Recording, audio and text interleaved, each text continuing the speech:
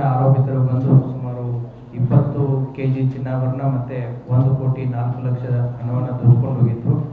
ಆ ಪ್ರಕರಣದಲ್ಲಿ ಈಗಾಗಲೇ ಉಜ್ಜಂತಿಯಲ್ಲಿ ಏನೋ ವೆಹಿಕಲ್ ಅಪಘಾತ ಆಗಿ ಸಿಕ್ಕಾಕೊಂಡು ಬೀಳುತ್ತೆ. ಆ ವೆಹಿಕಲ್ನಿಂದ ನಾವು ಸುಮಾರು 888 ಗ್ರಾಮ್ ಚಿನ್ನ ಮತ್ತು 1,01,060 ನಗದು ಹಣವನ್ನು ವಶಪಡಿಸಿಕೊಂಡಿದ್ವಿ.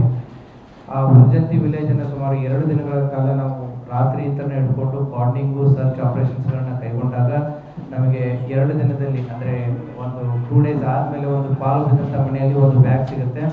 ಆ ಬ್ಯಾಗಲ್ಲಿ ಮೋಸ್ಟ್ ಪ್ರಾಬಬಲಿ ಆರೋಪಿ ತಪ್ಪಿಸ್ಕೊಂಡು ಉಜ್ಜಂತಿ ಊರಿಂತ್ರ ಅದನ್ನು ತಗೊಂಡು ಕ್ಯಾರಿ ಮಾಡ್ಕೊಂಡು ಹೋಗೋಕೆ ಆಗದೇ ಇರೋ ಕಾರಣಕ್ಕೋಸ್ಕರ ಅದನ್ನು ಪಾಲ್ ಬಿದ್ದ ಮನೆ ಮೇಲೇ ಬಿಟ್ಟು ಹೋಗಿದ್ದಾರೆ ಅನ್ನೋದು ನಮ್ಮ ತನಿಖೆ ಅಂತ ಕಂಡು ಬರ್ತಾ ಇದೆ.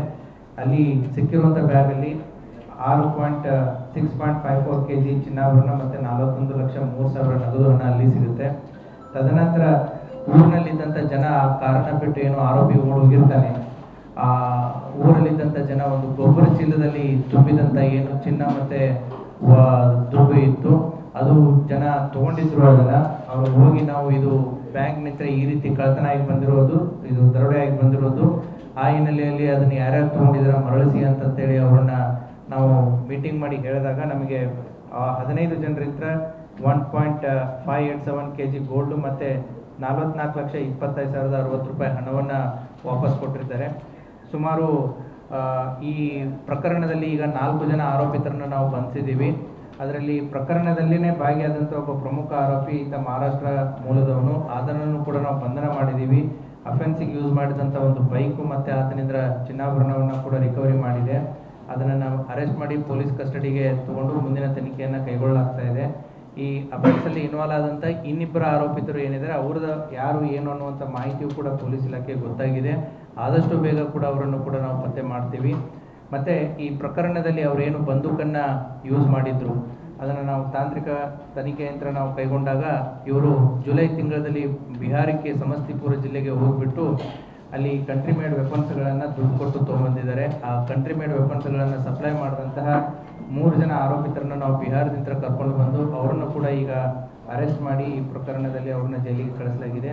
ಒಟ್ಟು ಸುಮಾರು 9.01 kg ಬಂಗಾರ, 86,31,220 ರೂಪಾಯಿ ನಗದು ಈ ಪ್ರಕರಣದಲ್ಲಿ ವಶಪಡಿಸಿಕೊಳ್ಳಲಾಗಿದೆ. ಇನ್ನುಳಿದಂಥ ಆರೋಪಿತರನ್ನು ಮತ್ತು ಇನ್ನುಳಿದಂಥ ಮಾಲನ್ನು ಆದಷ್ಟು ಬೇಗ ನಾವು ಪತ್ತೆ ಮಾಡ್ತೀವಿ. ಆಸ್ ಆಫ್ ನೋ ಪ್ರೆಸೆಂಟ್ ಸ್ಟೇಟಸಲ್ಲಿ ಯಾವುದೋ ಆ ರೀತಿ ಕಂಡು ಬಂದಿಲ್ಲ. ಆ ತನಿಖೆ ಹಿತದೃಷ್ಟಿಯಿಂದ ಅದನ್ನು ಈಗ ಬಹಿರಂಗಗೊಳಿಸ್ತಾ ಇಲ್ಲ. ಸೊ ಟೈಮ್ ಬಂದಾಗ ತನಿಖೆ ಸಂಪೂರ್ಣ ಆದಮೇಲೆ ನಾನು ಹೇಳ್ತೀನಿ. ನಾನು ಅದನ್ನು ಪಟ್ಟಿ ನಿಮಗೆ ಲಿಸ್ಟಲ್ಲಿ ಕೊಟ್ಟಿದ್ದೀನಿ. ಒಂದು ಕಾರಲ್ಲಿ, ಒಂದು ಪಾಳು ಬಿದ್ದ ಮನೆಯಲ್ಲಿ, ಒಂದು ಜನರಿಂತ್ರ ಮತ್ತು ಒಂದು ಆರೋಪಿಯಿಂದ 4 ಹಂತಗಳಲ್ಲಿ ರಿಕವರಿ ಆಗಿದೆ. 3 ಜನ ಪಾರ್ಟಿಸಿಪೇಟ್ ಮಾಡೋದ್ರಲ್ಲಿ ಒಬ್ಬನು ಸಿಕ್ಕಿದ್ದಾನೆ, ಇನ್ನಿಬ್ರು ಸಿಗಬೇಕು. ಇವ್ರು ಏನು ವೆಪನ್ ಸಪ್ಲೈ ಮಾಡಿದ್ದಾರೆ, ವೆಪನ್ ಸಪ್ಲೈ ಮಾಡೋಂಥ 3 ಜನ ಕೂಡ ಸಿಕ್ಕಿದ್ದಾರೆ. ಮನಗುಳಿ ಕೇಸಲ್ಲಿ ಪ್ರಿಪೇರ್ಡ್ ವೆಲ್ ರೆಕ್ಕಿ ಮಾಡಿ ಸಾಕಷ್ಟು ತಯಾರಿ ಮಾಡಿದ್ರು. ಈ ಥರನೇ ಇಲ್ಲಿನ ಚರ್ಚೆದಲ್ಲೇ ಮಾಹಿತಿ ಕೊಡ್ಬೋದು. They have come 2 times, July ಮತ್ತು ಆಗಸ್ಟಲ್ಲಿ ಬಂದು ಹೋಗಿದ್ದಾರೆ. ಈ ಬ್ಯಾಂಕ್ ಟೈಮಿಂಗ್ಸನ್ನು ಅಬ್ಸರ್ವೇಷನ್ ಮಾಡಿದ್ದಾರೆ. 4:15ಗೆ RBI ಗೈಡ್ಲೈನ್ಸ್ ಪ್ರಕಾರ ಕ್ಲೋಸ್ ಆಗಬೇಕು. ಭಾಳ ಅಂದರೆ ಕ್ಯೂ ಅಲ್ಲಿ ಇದ್ದವರು ಎಲ್ಲ ಕ್ಲಿಯರ್ ಆಗಬೇಕಂದ್ರೆ 5 ಗಂಟೆ ಆಗಬೇಕು. ಸುಮಾರು 6:15ವರೆಗೂ ಕೂಡ ಸಾರ್ವಜನಿಕರನ್ನು ಒಳಗಡೆ ಬಿಟ್ಕೊಂಡಿದ್ದಾರೆ. ಅಂದರೆ ಅಕೌಂಟ್ ಓಪನ್ ಮಾಡೋಕ್ಕೆ ಬಂದಿರ್ಬೋದು, ಲೋನ್ ಸ್ಯಾಂಕ್ಷನ್ ಆದವ್ರು ಬಂದಿರ್ಬೋದು. ಆ ರೀತಿಯಾಗಿ ಇದು 6:30ವರೆಗೂ 7ವರೆಗೂ ಕೂಡ ಆಪ್ರೇಟ್ ಆಗ್ತಾ ಇರೋದ್ರಿಂದ ಆರೋಪಿ ಏನು ಇವರು ನಮ್ಮ ಇನ್ವೆಸ್ಟಿಗೇಷನ್ ಪ್ರಕಾರ ನೋಡಿದಾಗ ಇವನು ಯಾವಾಗಲೂ ಕೂಡ 4:15ಗೆ ಬಂದಿದ್ದಾರೆ. ಸುಮಾರು 6:15ವರೆಗೂ ಕೂಡ ಅಬ್ಸರ್ವೇಷನ್ ಮಾಡೋದು ಹೋಗೋದು ಮಾಡಿದ್ದಾರೆ ಮುಂಚೆ ಬಂದಾಗ. ಆರೋಪಿ ಅವತ್ತಿನ ದಿನ ಅಫೆನ್ಸಿನ ದಿನ ಕೂಡ 4:15ಗೆ ಬಂದು ಬ್ಯಾಂಕ್ ಅಕೌಂಟ್ ಚಾನಲನ್ನು ಕೊಟ್ಟು ಓಪನ್ ಮಾಡಬೇಕು ಅಂತಂತೇಳಿ ಅಲ್ಲಿ ಸುಮಾರು 2 ಗಂಟೆವರೆಗೂ ಟೈಮ್ ಸ್ಪೆಂಡ್ ಮಾಡಿದ್ದಾನೆ. ಒಳಗಡೆ ಇದ್ದಂಥ ಜನ ಕಡಿಮೆ ಆದಮೇಲೆ, ಎಂಪ್ಲಾಯೀಸ್ಗಳು ಕಡಿಮೆ ಆದಮೇಲೆ, ಸೊ ಹೊರಗಡೆ ಇದ್ದಂಥ ತನ್ನ ಇನ್ನಿಬ್ಬರು ಏನು ಸಹಚರರಿದ್ದರು ಅವ್ರನ್ನ ಒಳಗಡೆ ಕರೆಸ್ಕೊತಾನೆ. ಒಳಗಡೆ ಇದ್ದಂಥ 6 ಜನ ಎಂಪ್ಲಾಯೀಸು ಮತ್ತು 4 ಜನರನ್ನ ಒಳಗಡೆ ಕೂಡ ಹಾಕಿಬಿಟ್ಟು ಸೊ ಅಲ್ಲಿದ್ದಂಥ ದುಡ್ಡು ಮತ್ತು ಒಡವೆಯನ್ನು ತೊಗೊಂಡು ಹೋಗ್ತಾರೆ. ಸಮಯ ಮೀರಿ ಬ್ಯಾಂಕ್ ಕಾರ್ಯಾಚರಣೆ ನಡೀತಾ ಇತ್ತು. ಅದಕ್ಕೆ ಸಂಬಂಧಪಟ್ಟಂತೆ ಈಗಾಗಲೇ ಜಿಲ್ಲಾ ಮಟ್ಟದಲ್ಲಿ ನಾನು, ಜಿಲ್ಲಾಧಿಕಾರಿ ಅವರು, ಎಲ್ಲ ಬ್ಯಾಂಕಿನ ಸುಮಾರು 360 ಬ್ಯಾಂಕ್ಸ್ ಏನಿದೆ ಅವರನ್ನು ಮೀಟಿಂಗ್ ಮಾಡಿಬಿಟ್ಟು ಅವ್ರಿಗೆ 8 ಪುಟಗಳ ಒಂದು SOPಗಳನ್ನು ಕೊಟ್ಟಿದ್ದೀವಿ, ಡೂಸ್ ಆ್ಯಂಡ್ ಡೋಂಟ್ಸ್ ಕೊಟ್ಟಿದ್ದೀವಿ. RBI ಗೈಡ್ಲೈನ್ಸ್ ಪ್ರಕಾರ ಕೊಟ್ಟು ಏನೇನು ಮಾಡಬೇಕು ಅಂತಲೂ ಕೂಡ ಹೇಳಿದ್ದೀವಿ. ಅದೇ ರೀತಿ ಕೂಡ ನಮ್ಮ ಪೊಲೀಸ್ ಎಕ್ಸ್ಪೀರಿಯನ್ಸ್ ಈ 2 ಕೇಸಸ್ಗಳಲ್ಲಿ ಏನಿದೆ ಅದನ್ನು ಕೂಡ ಪಟ್ಟಿ ಮಾಡಿ ಕೊಟ್ಟಿದ್ದೀವಿ.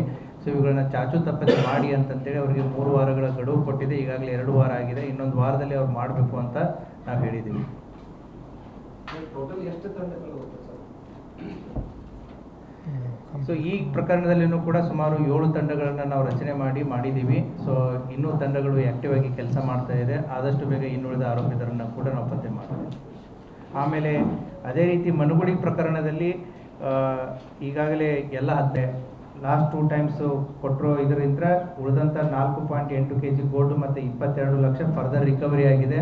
ಅದನ್ನು ಕೂಡ ನಾವು ಕೋರ್ಟಿಗೆ ಸಬ್ಮಿಟ್ ಮಾಡಿ ಈಗಾಗಲೇ ಕೇಸನ್ನು ಚಾರ್ಜ್ ಶೀಟ್ ಮಾಡಲಾಗಿದೆ.